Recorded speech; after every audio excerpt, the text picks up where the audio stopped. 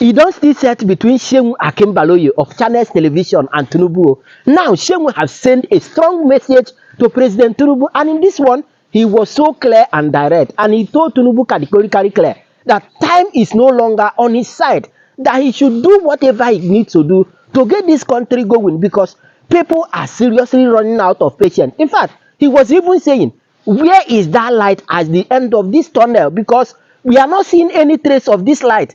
Abi, this tunnel is not going to end. And as you all know, the usual slogans of our politicians, whenever you hear them talking, they will say, things will soon get better, that you should give them time. He said, said time is no longer on his side. Yes, we understand that he's never a magician, but we still have some of the best hand in this country. And he said you should go ahead and employ them and get things done in this country. And some of the decisions he has put in place that are not yielding the expected result, that he should reconsider them and change them if need be. In fact, employ the right people at the right places to start getting things done. Because people are sincerely losing hope and there is no time. So he should do the necessary thing to arrest this issue of insecurity, high cost of living, and uncertainty in our economical system in this country. In fact, let me even allow you to listen to Seun Akínbálóyè of Channels Television. But as you are listening, be clicking on that share button. Subscribe in case if you have never done so for more updates. And after that, I'll be back. Let's go there. Here is my final word, everyone, and it's directly to Mr. President. And I hope it's not too late to tell him a happy new year. And I'm hoping it's a new year, new Nigeria. There are a lot of people who say new year, new me. Hoping it's a new year, new president, new Nigeria. Well, Mr. President, Nigerians are watching.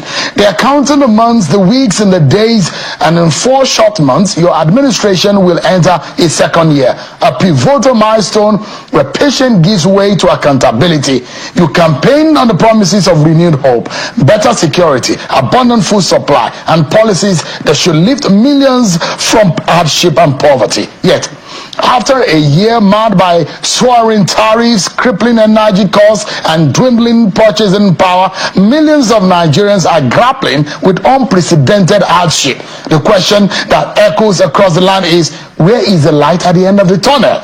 But I hope everyone might want to start afresh with a renewed vigor and hope that 2025 will be a better year. You assured Nigerians that this pain is a prelude to progress, a difficult but necessary phase that would yield joy and prosperity.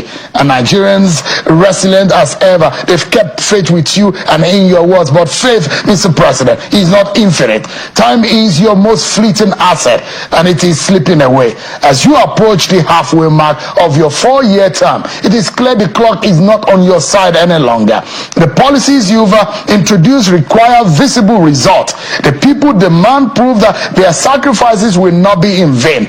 President Tinubu, Nigerians understand that you are not a magician, but he elected you with a hope that your policies would bring relief, not amplify their sufferings.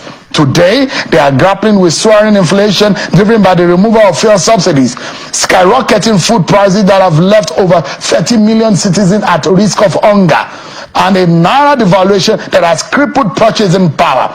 Transportation costs are at an all-time high.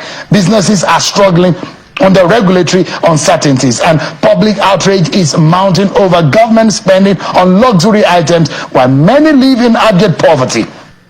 Nigerians are not asking for miracles. They are asking for focus, action, and empathy. Fix at least 3 issues that directly impact survival. Stabilize food prices, make transportation affordable, and reduce inflation. You must assemble the best minds regardless of region or allegiance to tackle these challenges. Time is not on your side, Mr. President. Nigerians need urgent results and they are watching. This new year offers you a fresh opportunity to reset, to lead with empathy, and to demonstrate that you truly mean well for the Nigerian people. Reduce the cost of governance, lead by example, and show Nigerians that sacrifice begins at the very top. Our leaders cannot luxuriate in opulence while citizens languish in poverty. This is a time for decisive, transformative action. Nigerians deserve a leader who is firm yet compassionate, bold yet introspective, and unwavering in his commitment to deliver the better Nigeria he promised. History is calling, Mr. President, and so are the people of Nigeria. As the media, we pledge to hold you accountable, to amplify the voices of the voiceless, and to demand justice for every Nigerian struggling to breathe under the weight of economic hardship. The sands of time are shifting. President Bola Tinubu, will you write your name in gold? And that is my final word tonight. Thank you everyone for watching. I'm Seun.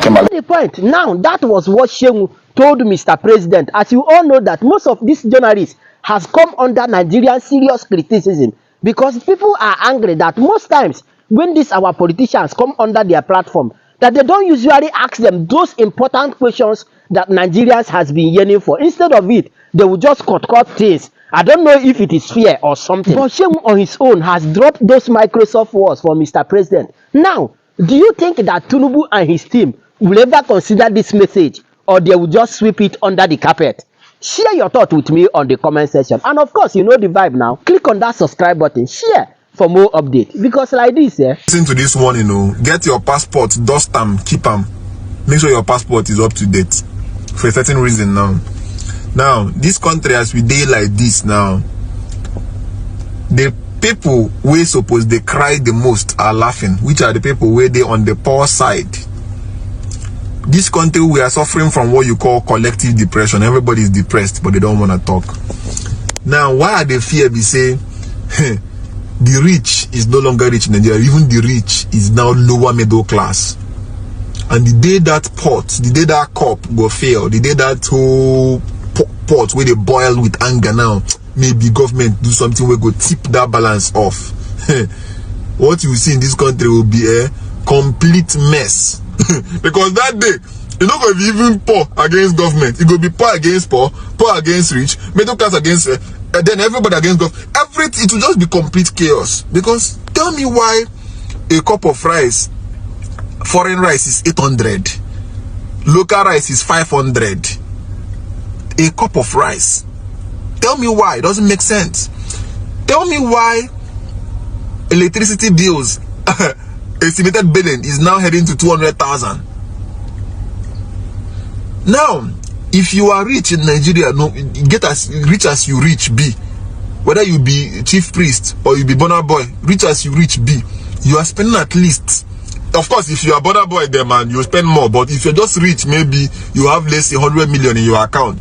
Every month, put down at least 500,000 on fuel. Being that you spend mostly fuel 100k weekly, that's full tank.